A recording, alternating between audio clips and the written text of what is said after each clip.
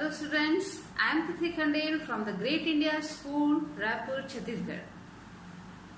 बच्चों, आशा करती हूँ कि आपको अभी तक पाठ समझ में आ रहे होंगे और आप साथ साथ दिए हुए असाइनमेंट्स को भी कंप्लीट कर रहे होंगे। आज हम देखते हैं देश में डाउरी सिस्टम, जिसे दहेज प्रथा कहा जाता है, वो धीरे धीरे कम तो हो रही है लेकिन पूरी तरह से समाप्त नहीं हुई है। आज भी कुछ पिछड़े इलाकों में या हम देखते हैं कई जगह पर आज भी महिलाओं को इस दहेज रूपी दानों का सामना करना पड़ता है। तो आज जो हम पाठ पढ़ने वाले हैं वो है कक्षा 9वीं की संस्कृत पाठ्य पुस्तक शेमुषी का तृतीय पाठ सोम प्रभम। सोम प्रभम ये एक 5 वर्षीय है ना बालिका की कहानी है। बालिका की साहस की और उसके अपने माँ के द्वारा अपने माँ के लिए उसके रक्षा के लिए अपनी माँ की रक्षा के लिए उसके द्वारा किए गए प्रयास से संबंधित एक नाट्य संकलन है।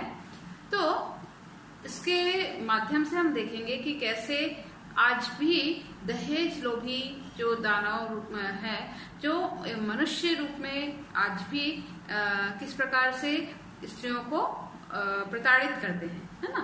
तो आज हम पाठ जो पढ़ने वाले हैं वो है सोम प्रभा, जिसके जो नाटककार हैं, है ना, ये हैं प्रोफेसर राधा वल्लभ त्रिपाठी, जो कि प्रमुख नाटककार हैं। और इनका जो नाटक संग्रह है ना, जो नाटक संग्रह है प्रेक्षण सप्तकम, है ना, इस नाट्य संग्रह से ये जो पाठ है वो संपादित किया गया है।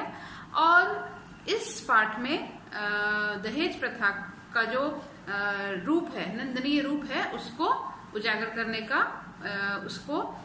उसके मंचन के द्वारा अपनी माता की रक्षा के लिए जो छोटी बालिका है उसका प्रयास उजागर किया गया है ना।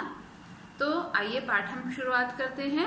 यहाँ पर मंच का दृश्य है। सबसे पहले दृश्य में ततः प्रविशति करतालाभ्याम चक्षुषी मार्जयन्ती 5 वर्ष देशिया बालिका सोम प्रभा। उसी समय मंच पर 5 वर्ष की लड़की अपने सोम प्रभा जो है वो अपने हथेलियों से आंख को मलती हुई, है ना, सुबह का समय तो आंख को मलती हुई, आंखें साफ करती हुई कहाँ प्रवेश करती है? जो बालिका सोम प्रभा है वो स्टेज पर, मंच पर प्रवेश करती है। अब अम्ब अद्य उसकी माँ जो है विमला है। यहाँ पर जो छोटी बालिका है वो सोम प्रभा है और उसकी माँ जो है वो है विमला, है ना, जो कि प्रताड़ित स्त्री का रोल प्ले कर रही है यहाँ इस नाटक में, है ना। तो वो विमला जो है वो उसकी माँ है ना। वो कहती है अये जागृता त्वरस्य तावत् परिह्यते विद्यालय गमन बेला, है ना। तो वो कहती अरे जाग गई तो जल्दी करो, विद्यालय जाने का समय हो गया है ना, विद्यालय जाने का समय निकला जा रहा है, देर हो रही है। तो सोम प्रभा कहती है अम्ब अद्य न गमिष्यामि विद्यालयम, आज मैं विद्यालय नहीं जाऊंगी, है ना। तो माँ अम्ब यानी माता, माँ, है ना, आज मैं विद्यालय नहीं जाऊंगी। तो विमला कहती है हस्तेन सोम प्रभायाम गृहीत्वा, अपने हाथ से सोम प्रभा को पकड़कर, है ना, पकड़ते हुए कहती है गृहीत्वा अये किमे तत् कथयसि, अरे ऐसा क्यों कह रही हो? विद्यालयस्तु गंतव्य एव प्रतिदिनम, विद्यालय तो प्रतिदिन रोज ही जाना चाहिए। तो सोम प्रभा चली जाती है, प्रस्थान करती है ना, सोम प्रभाया प्रस्थान।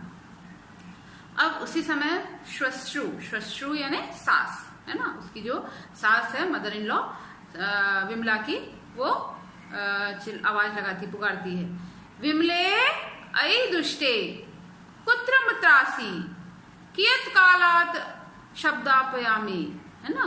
अरे जो उसकी सास है वो उसकी बहू को, विमला बहू है, उसकी सास उसे आवाज लगाती है विमला अरे दुष्टा कहाँ मर गई, कितने समय से बुला रही हूँ, है ना, उसको आवाज लगा रही है।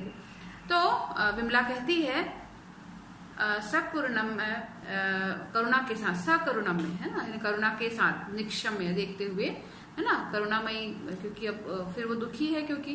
तो इयम मम श्श्रु, यह मेरी सास, सदैव मर्मघाती भी, मर्मघात भी यानी चोट देने वाली, हृदय को मर्म पहुंचाने वाली, चोट पहुंचाने वाली, मर्म को, है ना, मर्मघाती भी, कटुवचने राक्षिपति मां, मुझे हमेशा इस कटुवचनों से ताना देती रहती है ना। मर्मभेदी यानी जो मन को आहत करने वाली शब्दों से या कड़वे वचनों से ताना देती रहती है ना। और फिर ऊंची आवाज में बोलती है, उच्च स्वरेण यानी ऊंची आवाज में कहती है, अम्ब इयम आगच्छामि, है ना, माता जी आ रही हूँ, है ना, आती हूँ, है ना, किम करणीयम, क्या करना है ना। फिर परिक्रमती यानी वहीं पर स्टेज में घूमती है। उसके बाद अपने विमला